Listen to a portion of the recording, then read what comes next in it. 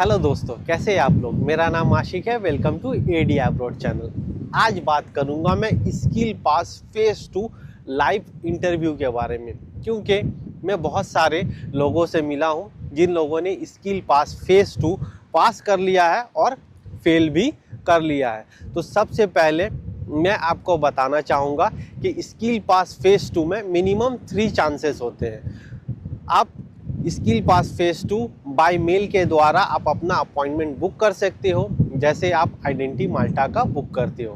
तो सबसे पहले आप स्किल पास फेज 2 में क्या क्या क्वेश्चन पूछा जाता है। तो आप कोई भी डिपार्टमेंट से हो, हाउसकीपिंग हो, किचन हो, वेटर हो या कोई भी अदर डिपार्टमेंट से हो जिन लोगों का फेज 2 एग्ज़ाम हो रहा है। तो फेज 2 एग्ज़ाम का मतलब है कि वो आपका इंग्लिश स्पीकिंग टेस्ट चेक कर रहे हैं कि आप इंग्लिश बोल पाते हो कि नहीं। आप जो माल्टा आए हो, किसी भी कंट्री से आए हो, आप कोई भी थर्ड नेशनल यूरोपियन कंट्री से आए हो, तो आप इंग्लिश बोल पा रहे हो, आप माल्टीज कल्चर को जानते हो। आप जो 6 महीना 1 साल से माल्टा में रह रहे हो, आप क्या जानते हो माल्टा कल्चर के बारे में, माल्टा के बारे में, माल्टा टूरिज्म इंडस्ट्री के बारे में, और आपका इंग्लिश स्पीकिंग कैसा है। तो सबसे पहले आपको बी कॉन्फिडेंट रहना। आप जब भी इंटरव्यू में जाओ, आप को थोड़ा कॉन्फिडेंस रहना, आपको नर्वस नहीं रहना। जब आप सीट पे बैठो तो आप अपना आई कांटेक्ट प्रॉपर हो और आप अपना हेडफोन लगाओ और वहाँ से क्वेश्चन आता है और आपका वॉइस रिकॉर्डिंग होता है। तो सबसे पहले वो लोग पूछते हैं व्हाट इज योर नेम, तो आपको बताना है my name is John. Then वो आपसे पूछेंगे how long have you been here, तो फिर आपको बताना है I have been here last 2 years. फिर वो लोग पूछते हैं कि what is the best places in Malta, then you have to tell answer. Malta is a beautiful island. Each and every places in the Malta is a very beautiful, like a St. Julian's nightlife, Melia is a beautiful places, Valita, Rabat and Amdina is a historical places. You can go Gozo is not a population, you can go and relax there, the beaches, Bulu Lagoon, Camino, Golden Beach. So there is a lots of places, is a very beautiful places in the island. So आपको वो check करते हैं कि आप sentence को कितना अच्छा सजा पा रहे हो, आप कितना अच्छा स्पीक कर पा रहे हो। फिर वो आपसे पूछेंगे, अगर आप हाउसकीपिंग डिपार्टमेंट में हो तो वो आपसे पूछेंगे what is the creativity in the housekeeping you are doing in the Malta tourism sector. तो आपको बताना है from my opinion the best creativity in my department for the housekeeping, I am doing a suppose like a decor the room, I decorate the room properly like a anniversary, like a birthday. I provide the amenities like a champagne bottles, fruits, nuts, because I make a room like a seasonal theme, like a Christmas, like a New Year, like a Easter, like a Carnival. तो आपको इस तरह से sentence को सजाना है। फिर वो आपसे पूछेंगे you are a housekeeper, if suppose there is a one guest complaint the restroom is a block, so what is your first answer, what you will do in that time? So you will go politely, you will knock the door, you will go inside, you will wear your gloves, you will check by yourself it is a working or no. If it is not, you call your supervisor. If your supervisor also cannot do, they will inform the engineering or maintenance department. If they all also cannot do, then you contact with the concierge and the concierge will change the room. So that is a procedure.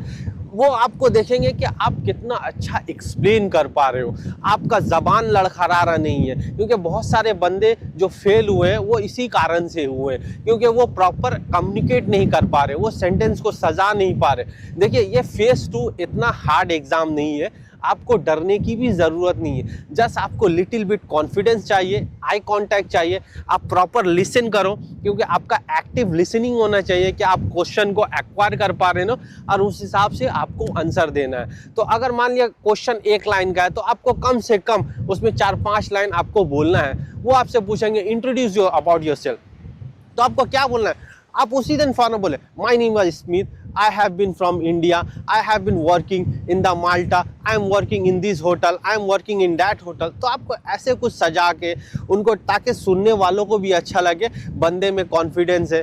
थोड़ा आपको smiley face रखना है कि जो पूछ रहा है थोड़ा हंस के बात करना है, तो बस आप अपना इंटरव्यू क्लियर कर लोगे। अगर आप हाउसकीपिंग में काम कर रहे हैं तो आपका रिलेटेड से ही आपको क्वेश्चन पूछेगा कि गेस्ट रिक्वेस्ट क्या होता है, how many types of garbage क्या होता है, गार्बेज बिन्स कैसे आप निकालते हो, कैसे गार्बेज बिन रिमूव करते हैं। सबसे पहले I wear the gloves, I check the garbage, I remove the plastic, I this one I put in that area, then I will put a new plastic like that.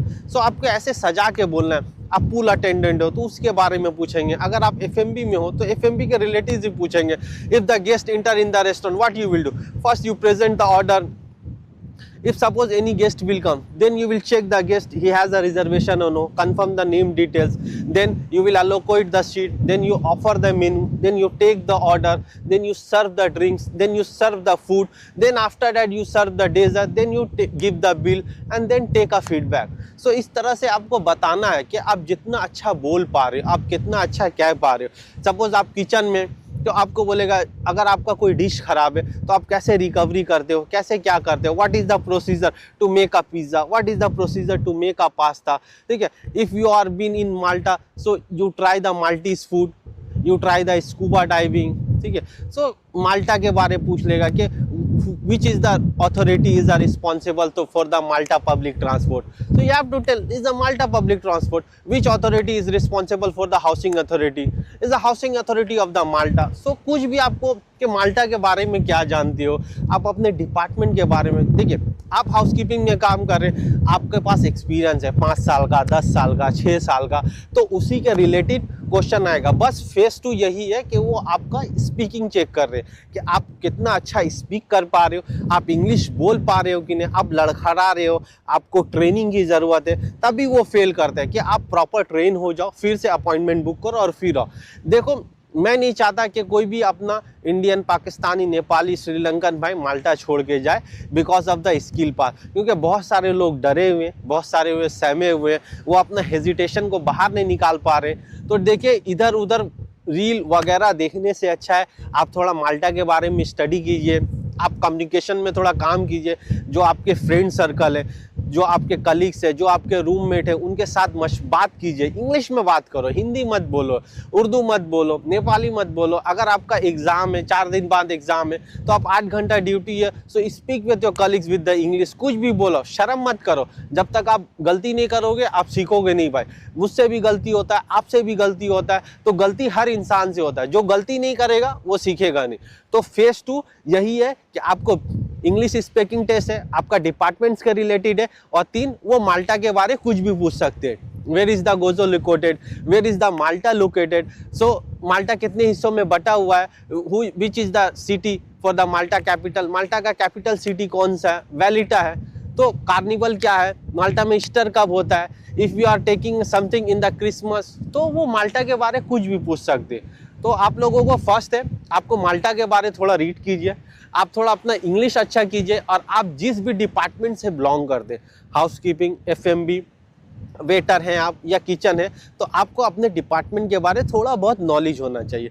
और आप जितना अच्छा sentence को decorate कर सकते हैं, जितना सजा सकते हैं, जितना एक्सप्लेन कर सकते हैं, इसके सामने वाले को भी लगे कि ये बंदा वाकई में कुछ बोल रहा है, ये बंदा वाकई में कुछ कहना चाहता है, उसको भी मज़ा है लिसन में, तो आप 100% पास हो सकते हो। अगर आपको कोई भी हेल्प चाहिए या आपको कोई गाइडेंस चाहिए तो आप हमें मैसेज ज़रूर कर सकते हैं, हम आपका ज़रूर रिप्लाई करेंगे और आपको गाइड ज़रूर करेंगे। तो please like and subscribe to my channel. Thank you so much for watching.